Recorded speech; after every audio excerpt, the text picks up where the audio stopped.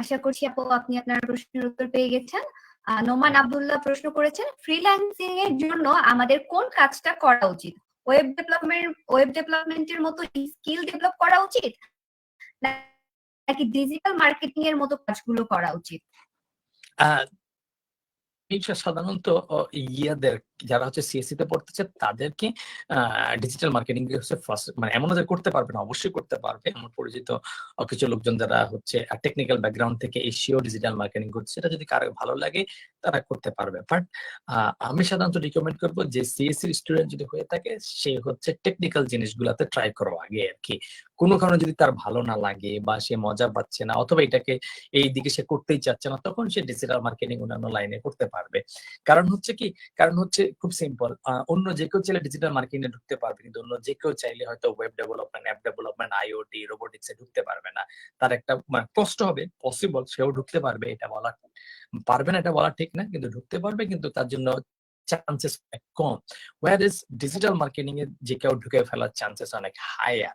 তো সেই জন্য তোমার যেহেতু একটা টেকনিক্যাল ব্যাকগ্রাউন্ডের সাথে কানেকশন আছে, এই ধরে নিলাম, সেক্ষেত্রে তুমি টেকনিক্যাল জিনিসগুলাকেই ট্রাই করো।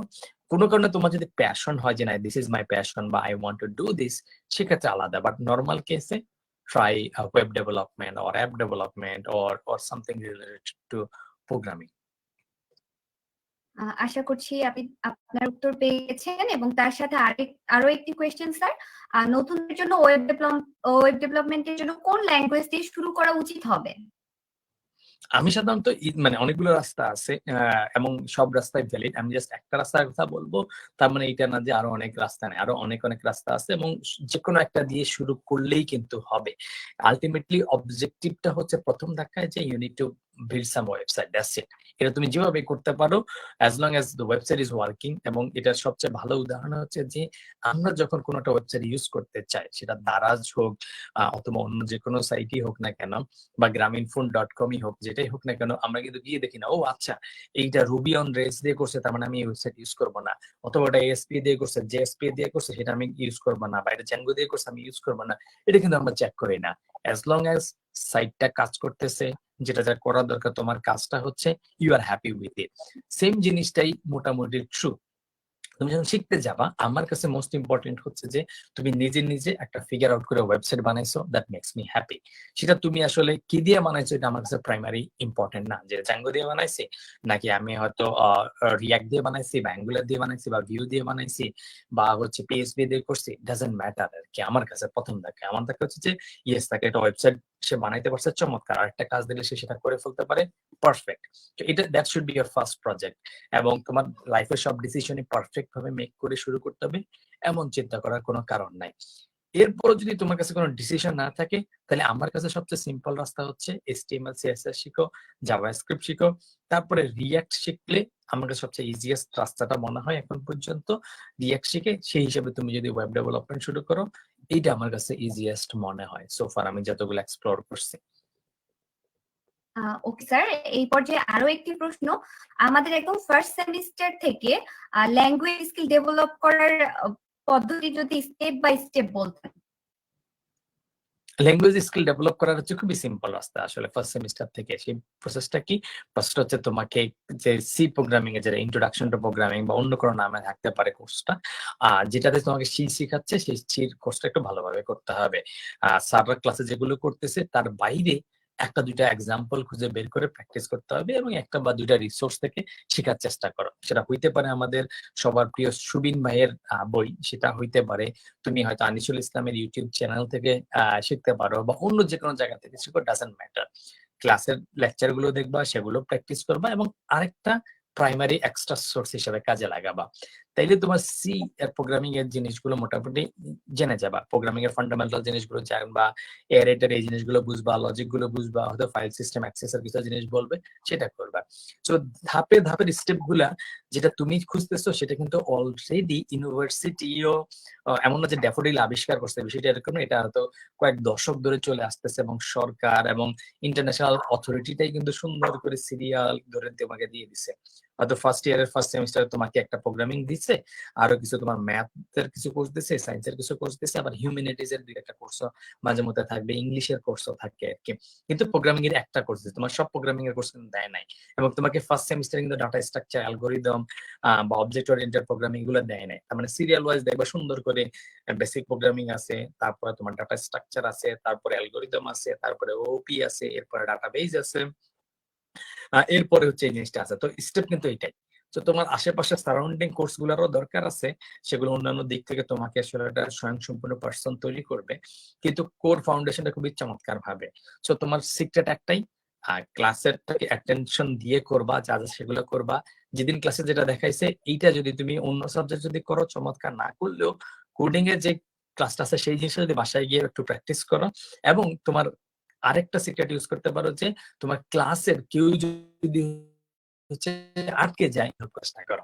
তুমি যদি ক্লাসে কেউ আটকে যায় তাকে হেল্প করার চেষ্টা করো, তাকে যদি বোঝানোর চেষ্টা করো। তুমি সবসময় পারবা না, দু একবার আটকে যাবা, কিন্তু এতে তোমার আন্ডারস্ট্যান্ডিংটা মানে 10 টাইমস বেটার হয়ে যাবে। যখন তুমি এক্সপ্লেইন করতে যাবা অনেক সময় তুমি বুঝবা না, বা পোলাপাইন ভালো বলবে, অথবা কারোর সাথে তোমার একটু ক্রাশ আছে, তার সাথে একটু একটু টাইম পাস করার একটা সুযোগ তুমি পেয়ে যাবা। সো তুমি যদি ক্লাসমেটদেরকে বুঝাইতে চাও, তাহলে তোমার কিন্তু একের ভিতরে 3 লাভ আছে আর কি। তুমি শিখবা, কারোর সাথে হয়তো প্রথমত বন্ধুত্ব দিয়েও শুরু করতে পারো, পরবর্তীতে নেক্সট স্টেপে যাইতে পারলা।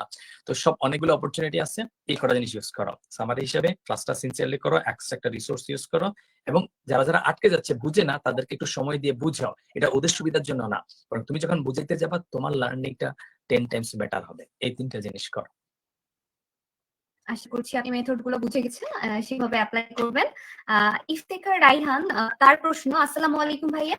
ভাইয়া, গুগল, ফেসবুক, মাইক্রোসফট কোম্পানিগুলোতে চাকরি করতে হলে আমাদের কিভাবে নিজেকে তৈরি করতে হবে? So I should not be the best person to answer this question, because আমি এই প্রতিষ্ঠানগুলোর সাথে ইনভলভ না।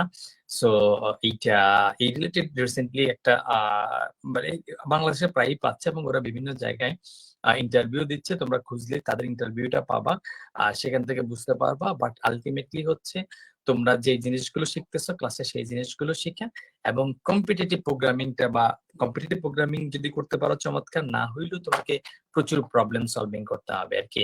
সেটা ইউবিএ তে যেতে পারো, কোড ফোর্সেসে যেতে পারো, যে কোনো জায়গায় গিয়ে মোটামুটি হচ্ছে 200-300 প্রবলেম সলভ করবা, পরবর্তীতে গিয়ে লিড করবা, কোনো জায়গায় গিয়ে আরো কিছু প্রবলেম সলভ করবা।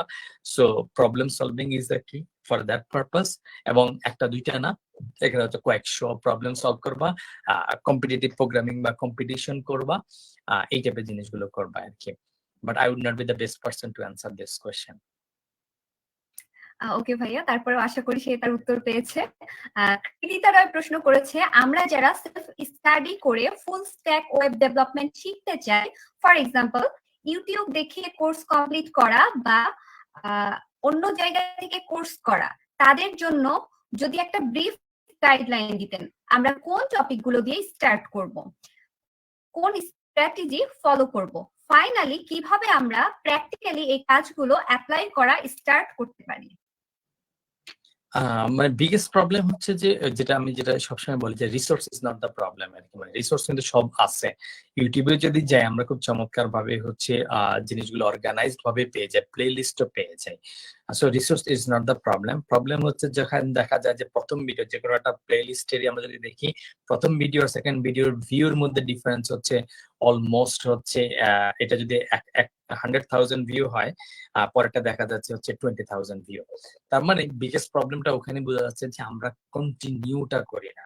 সো মোস্ট ইম্পর্টেন্ট পার্টটা হচ্ছে তোমার ডেইলি একটা টাইম বক্স রাখতে হবে, যে আচ্ছা আমি অলমোস্ট আমার পরীক্ষা বা কিছু না হইলে প্রতিদিন 2 থেকে 3 ঘন্টা সময় বা 4 ঘন্টা সময় পসিবল হইলে এই শেখার পেছনে দিব, এবং এটা আনকম্প্রোমাইজিং টাইম। এই টাইমটা নিয়ে আমি কোনো কম্প্রোমাইজ করব না। সেটা যদি তোমার কাছে থাকে তাহলে বাকি সব প্রবলেম গুলো সলভ হয়ে যাবে। কোত্থেকে শিখবা? তুমি একটা ইউটিউবে সার্চ দিলে এটা ভালো না লাগলো আরেকটা সার্চ দিয়ে দেখবা, অথবা ইউটিউবে যখন দেখবে যে তুমি এইটা দুইটা তিনটা দিচ্ছ, তোমার ওই ভিডিওর পাশে সে রিকমেন্ডেশন করবে। এখন তুমি একটার পর একটা গান দেখো, এটা সেটা দেখো, ওই কাঁচা বাদাম, পাকা বাদাম, ভাজা বাদাম, এই জিনিসগুলো দেখো, এবং পাশে দিকে হচ্ছে আরেকটা হয়তো বাদাম বাদ দিয়ে হয়তো ঝালমুড়ি বা এটা সেটা পাশে চলে আসে, তুমি সেটা দেখো। কারণ ইউটিউব বুঝে যে তুমি কাঁচা বাদাম ওয়ালা পাবলিক, তোমাকে ওই কাঁচা বাদাম, বাদামের শরবত এই জিনিসগুলোই দেখায়। আবার তুমি যখন টিউটোরিয়াল দেখা শুরু করবা, তখন কিন্তু সে ওই টিউটোরিয়াল গুলোই তোমার পাশে রিকমেন্ডেশন করবে। আর তুমি কি টাইপের পার্সন, ওই ইউটিউবের হোম পেজ দেখলে বোঝা যায় যে তুমি কি টাইপের পার্সন, মানে তুমি কি কি জিনিস দেখো না দেখো, কি করো আর কি। তো তখন তোমার কিন্তু ইউটিউব রিকমেন্ডেশন করতে শুরু করবে, এবং সেখান থেকে তুমি এটা ভালো লাগলে আরেকটা নাহলে আরেকটা দেখবে। তো তোমার ফার্স্ট 1 মান্থের বা 2 মান্থের গোল হচ্ছে যে I will invest the time. দরকার হলে আমি কিছু শিখবোই না। আমি অনেকে বলি যে তোমার তোমার দরকার হলে এটাই ডিসিশন না, নিজে নিজে শিখতে গেলে যে আমি কিছু শিখবো না, জানবো না, বুঝবো না, আমি জাস্ট দেখবো, দিস ইজ মাই এন্টারটেইনমেন্ট, এটা আমার বিনোদন, বাস ডেলি 2-3 ঘন্টা করে দেখবো।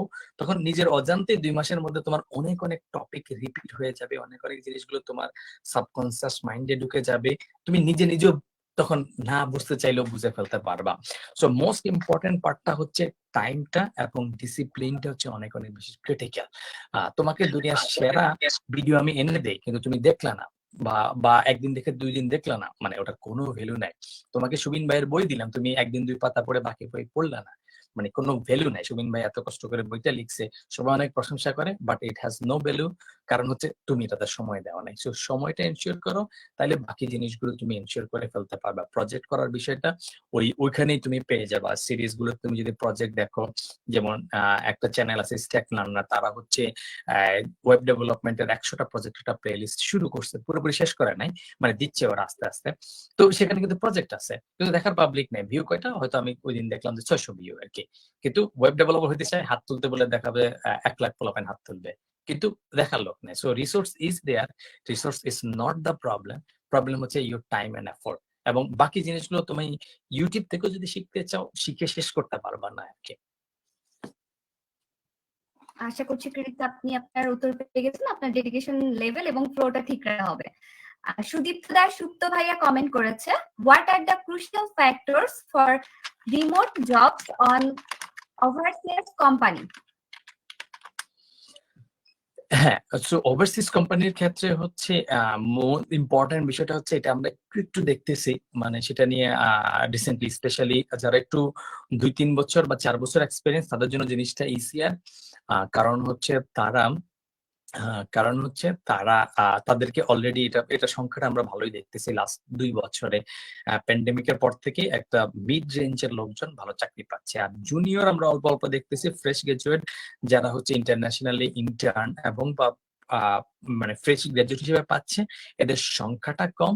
তবে এটার অবজেক্টিভ হচ্ছে কিন্তু সেমই, কিন্তু ছেলেপেলে সাহস করে অ্যাপ্লাই করে না, সাহস করে হচ্ছে ওরা চেষ্টাটা করে না আর কি, এবং সাহস করে এটার পিছনে লেগে থাকে না। আমি বেশ কিছু ছেলেপেলেদেরকে দেখি বা জানি, তারা ডিটারমাইন্ড থাকে যে না, আমি 6 মাস চেষ্টা করে দেখবো, আমি ইন্টারন্যাশনালি করব আর কি। এবং এই রিলেটেড ছোটখাটো কিছু প্রতিষ্ঠানও আছে, তারা এটা রিলেটেড কিছুটা কাজ করে। তো নিজে নিজে করতে চাইলে অবশ্যই পসিবল, তাদের সাথে মিলে করতে চাইলেও পসিবল, কিন্তু মেইন বিষয়টা হচ্ছে ডিটারমিনেশন থাকতে হবে, আর টেকনিক্যাল জিনিসগুলো তো আগে শিখে রাখতেই হবে আর কি। সো অ্যাপ্লাই করো, রিসোর্স কিন্তু অভাব নাই। যেমন আমি কেউ যদি দেখতে চাই যে আমি হয়তো রিসেন্টলি আমরা ইউক্রেনের অন্য কারণে নাম শুনি, কিন্তু ইউক্রেনে যে পরিমাণ ডেভেলপার ইন্টারন্যাশনালি হায়ার করে আর কি, এটা আনবিলিভেবল লেভেলের জব আছে। অন্য মানে টপ 3-4টা বা 5টা কান্ট্রি যদি দেখতে চাই যারা রিয়েক্ট ডেভেলপার হায়ার করে, তাদের মধ্যে ইউক্রেন ওয়ান অফ দ্যাম আর কি। সো এরকম যে আমরা হয়তো কখনো সাহস করে অ্যাপ্লাই করি না, অথবা 1-2 দিন অ্যাপ্লাই করে আর চেষ্টা করি না। তো এখানেও সেম জিনিসটা, you need to apply, you need to try, এবং সেটা ওই টার্গেটটা নিয়ে নামতে হবে, 3 থেকে 6 মাসের একটা টার্গেট।